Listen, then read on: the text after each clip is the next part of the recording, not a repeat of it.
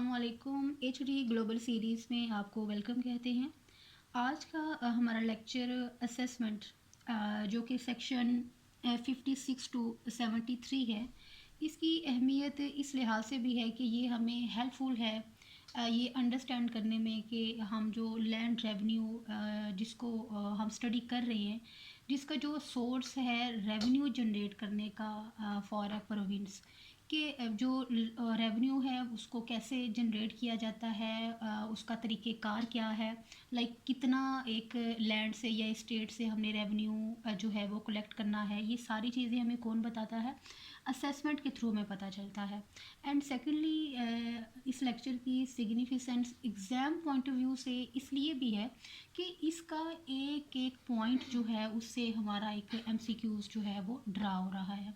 इसलिए हम इसको स्टोरी की फॉर्म में इस टॉपिक को डिस्कस करेंगे ताकि कड़ी से कड़ी जुड़ती रहे, हमारा कोई भी जो इम्पोर्टेंट पॉइंट है वो मिस ना हो। तो चलिए स्टार्ट करते हैं। सबसे पहले कि असेसमेंट की टाइप्स को अगर हम देखें तो हमारे पास टू टाइप्स ऑफ असेसमेंट है। एक है हमारे पास स्पेशल असेसमेंट एंड सेकेंडली क्या है, जनरल असेसमेंट। लाइक क्वेश्चन हमारा क्या हो गया कि how many types are of assessment? There are two types of assessment, one is special and second one is general. अब ये कि ये होती कैसे है, इसको प्रपोज कैसे करता है, इसकी फिर क्या है कि इसकी परमिशन कौन देता है, इसकी कंफर्मेशन कौन करता है, या इसको सेंक्शन कौन करता है।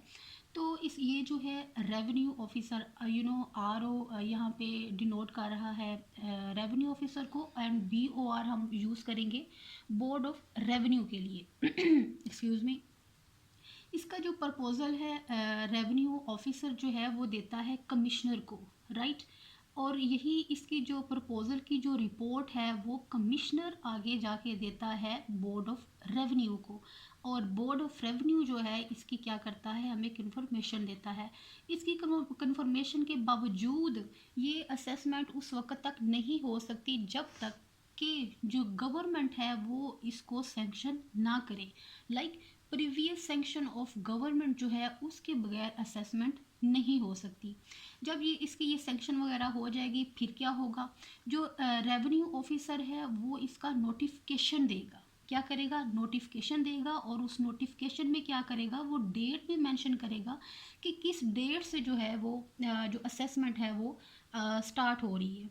और इसकी नोटिफिकेशन के बाद अगर किसी को कोई यू कैन से कि लगता है कि मैं अग्रीव्ड हूँ, क्योंकि इसमें जो टर्म्स एंड कंडीशंस जिनको हम आगे जाके पढ़ेंगे कि इसकी जो फॉर्म्स हैं, लाइक उससे रेलिवेंट अगर कोई पर्सन किसी को लगता है लैंड ऑनर को कि मेरे साथ जो है ये अफेयर नहीं है, तो वो क्या कर सकता है, वो एप्लीकेशन दे सकता है इन 30 डेज़ इस ऑर्डर के बाद। जब नोटिफिकेशन हो जाएगा को उसके विद इन 30 डेज़ क्या है हमारे पास एमसीक्यूज यहाँ पे कि रिकन्सिडरेशन के लिए इन 30 डेज़ वो एप्लीकेशन दे सकता है रेवेन्यू ऑफिसर को कि इसको रिकन्सिडर किया जाए। सेकेंडली क्या है कि इसकी जब हम बेसिस की बात करते हैं कि ऑन व्हाट बिहाफ, या इसके लिए एक किस तरह जो है पता चलेगा कि जो एक हमारे पास स्टेट है या असेसमेंट सर्कल है उस पर कितना जो है वो लैंड रेवेन्यू होना चाहिए, तो इसको बेस बनाया जाता है उसकी जो ग्रॉस प्रोडक्ट होती है। इससे पहले आप लोग जान लें कि जो लैंड रेवेन्यू होता है वो किसी लैंड पे नहीं होता, बल्कि उससे जो प्रोडक्शन होती है उसके अकॉर्डिंगली होता है। तो क्या है कि बेसिस क्या होगी, money value of gross produce, कि उससे जो प्रोडक्शन होती है उसके मुताबिक होती है। तो कितनी होती है, डेफिनेटली कोई लिमिट भी तो होनी चाहिए ना। तो हमें जो लैंड रेवेन्यू एक्ट है उसने लिमिट भी बता दी है कि जो नेट एसेट है उसका 25% से ज़्यादा नहीं हो सकती। क्या है? 25% of money value of net assets, इससे ज़्यादा जो है वो नहीं हो सकती। लाइक नेक्स्ट क्या है हमारे पास, उसका रेट। रेट में क्या है कि असेसमेंट सर्कल, अगर तो असेसमेंट सर्कल से रेलिवेंट वो उसकी असेसमेंट हो रही है तो वो उसका 25% से एक्सीड नहीं कर सकता। अब यहाँ पे एक्सीड से क्या मुराद है या इन्हेंसमेंट क्या है, तो इसका जब बोर्ड ऑफ रेवेन्यू ये तय करता है, इसको सेंक्शन देता है किसी भी एरिया की असेसमेंट के लिए, तो वो साथ में बता देते हैं कि जो प्रीवियस सेक्शन असेसमेंट का जो रेट थी वही मेंटेन रहेगी, लाइक प्रीवियस रेट ही मेंटेन रहेगा, कि इसके ऊपर कोई इन्हांसमेंट होगी या उसको फर्दर उस पर जो है वो लागू किया जाएगा, ये भी बता देते हैं। तो वो क्या है कि अगर तो वो जो असेसमेंट है वो असेसमेंट सर्कल जैसे हमने अपनी पिछले लेक्चर जिसमें हमने डेफिनेशंस को डिस्कस किया था, उसमें हमने देखा कि जब बोर्ड ऑफ रेवेन्यू को लगता है कि ग्रुप ऑफ स्टेट्स जो है उनके ऊपर सेम रेट लगे, तो उसको क्या नाम दिया जाता है, असेसमेंट सर्कल का। तो इस सूरत में उसका जो है ना 25% उसकी जो प्रोडक्शन है उससे ज़्यादा वो नहीं हो सकता, और अगर वो स्टेट के लिए है तो वो क्या है कि उसके 1/2 से ज़्यादा नहीं हो सकता।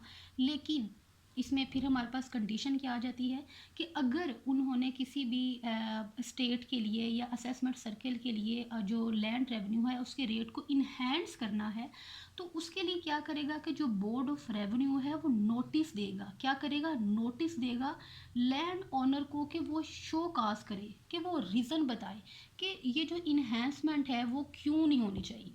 क्या है कि इन्हेंसमेंट से पहले क्या करेगा, वो नोटिस देगा, राइट।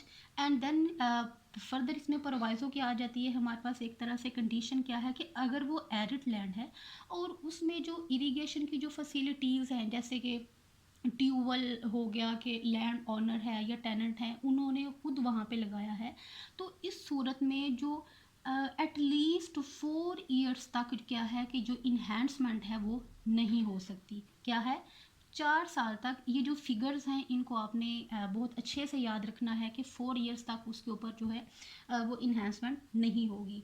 देन क्या है हमारे पास के डिस्ट्रीब्यूशन, जो असेसमेंट है उसकी डिस्ट्रीब्यूशन की जब बात की जाती है अमंग होल्डिंग्स, तो इस सूरत में भी क्या है कि अगर किसी को लगता है लैंड ओनर को कि उसके ऊपर जो है वो ज़्यादा असेसमेंट हो गई है या उस पर ज़्यादा रेट हो गया, तो वो भी क्या करेगा, उसकी अमेंडमेंट के लिए विद इन 30 डेज क्या करेगा, एप्लीकेशन देगा टू बोर्ड ऑफ रेवेन्यू। यहाँ पे भी ये जो 30 डेज का फिगर है इसको आपने अच्छे से याद रखना है, क्या है कि विद इन 30 डेज अमेंडमेंट के लिए वो उसको एप्लीकेशन दे सकता है। एंड देन हमारे पास ये देखें क्या है कि अपील। जैसे अभी हमने इधर बात की कि जब असेसमेंट के लिए बोर्ड ऑफ रेवेन्यू कहता है तो साथ में वो बता देते हैं कि अगर किसी को इस असेसमेंट से कोई यू कैन से क्लेम्स हैं तो वो एप्लीकेशन दे इन 30 डेज इसके लिए। एंड सेकेंडली क्या है कि अगर अमेंडमेंट उसको चाहिए, डिस्ट्रीब्यूशन जो असेसमेंट की गई है उसकी अगर वो अमेंडमेंट चाह रहा है तो उसको एप्लीकेशन देगा। इन दोनों एप्लीकेशंस के बाद जो ऑर्डर होता है अगर उसके खिलाफ आपने अपील करनी है तो वो अपील किसको जाएगी, कमिश्नर को, ठीक है। और अगर फिर कमिश्नर जो ऑर्डर करेगा उसके अगेंस्ट अपील किसको जाएगी, जाएगी वो बोर्ड ऑफ रेवेन्यू को। एंड देन हमारे पास क्या है कि असेसमेंट जो है वो कितने ड्यूरेशन के लिए की जाती है, ये ड्यूरेशन है इसका 25 ईयर्स, राइट। लेकिन ये है कि जब तक नई असेसमेंट नहीं हो जाती, ये जो प्रीवियस है ये रिमेनिंग इन फोर्स रहती है। ये नहीं है कि एक असेसमेंट जो है उसको 25 ईयर्स हो गए हैं तो आप ऐसा नहीं कह सकते जी दैट इज़ एंडेड, नो। जब तक नई असेसमेंट नहीं होती तब तक जो पिछली है वो इन फोर्स रहती है। एंड देन क्या है कि अगर कोई ऐसी लैंड है कि जिसके ऊपर क्या है कि प्रपोज्ड है कैनाल इरिगेशन, ऐसी कोई लैंड है कि जिसके ऊपर ये प्रपोजल दिया गया है कि यहाँ पे जो जैसे हमने इधर बात की कि एरिड लैंड की कि वहाँ पे इरिगेशन के लिए उन्होंने क्या किया, कनाल्स बनाई हैं या ट्यूबर्स वगैरह बनाए हैं, तो इस सूरत में ऐसी जो ज़मीन है उसकी असेसमेंट जो है वो ना तो लेस दैन 10 ईयर्स तक होगी और ना ही मोर देन 25 ईयर्स के लिए होगी, राइट।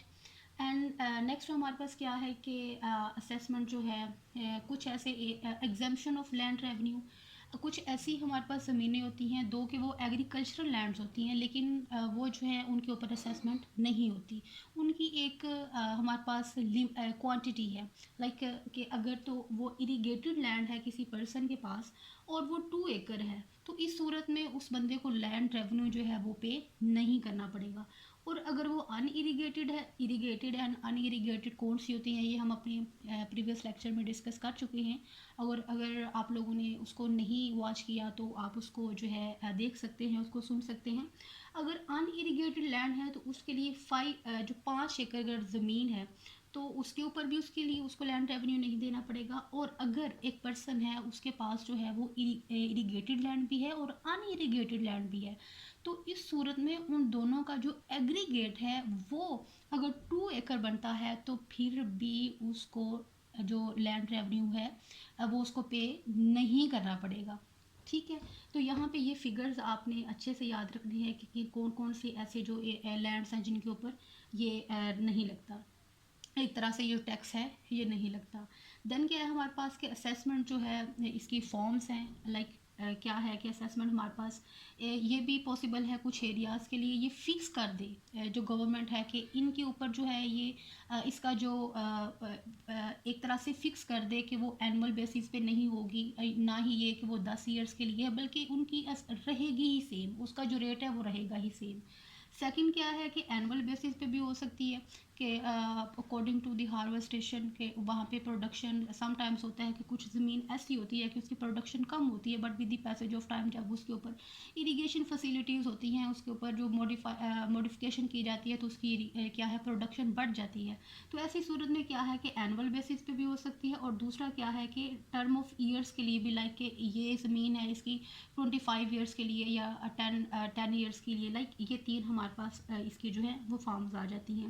ये वो तमाम चीज़ें अभी हम लोगों ने जो डिस्कस की हैं वो हमारे सिर्फ और सिर्फ असेसमेंट को डील करती हैं, राइट।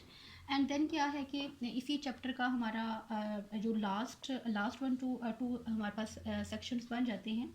एक तो ये है कि गवर्नमेंट ने जब प्रोसीजर के लिए कोई रूल्स बनाने हो तो उसके लिए कंडीशन एक्सप्रेसली उसको कह दिया गया है कि जो West Pakistan General Clauses Act 1956 का जो सेक्शन 22 है उसके अकॉर्डिंगली क्या है कि वो रूल्स मेकिंग करेगी, राइट। एंड सेकेंडली जो है इंस्ट्रक्शन पावर से मुराद ये है कि जो रेवेन्यू ऑफिसर्स होते हैं उनको कौन इंस्ट्रक्शन दे सकता है। तो उस सूरत में हमारे पास दो अथॉरिटीज़ हैं, एक तो ये है गवर्नमेंट एंड सेकेंडली क्या है बोर्ड ऑफ रेवेन्यू। जैसा कि स्टार्ट पे भी मैंने आपको बताया कि जो असेसमेंट जो हमारा आज का चैप्टर है ये बहुत से ज़्यादा इम्पोर्टेंट है। तो इसलिए आपने इसमें तमाम फिगर्स अभी हम लोगों ने जो लर्न किए हैं, इसमें जो टर्म्स यूज़ हुई हैं, इनको आपने बहुत अच्छे से याद करना है। Thank you.